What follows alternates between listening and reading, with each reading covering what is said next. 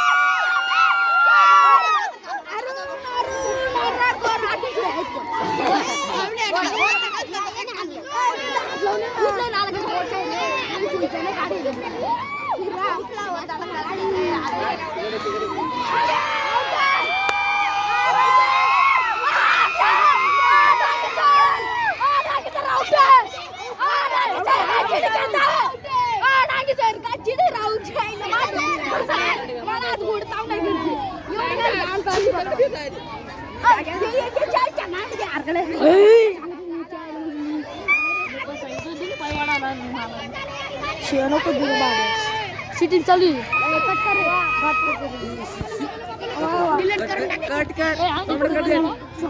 shooting चालू आहे ते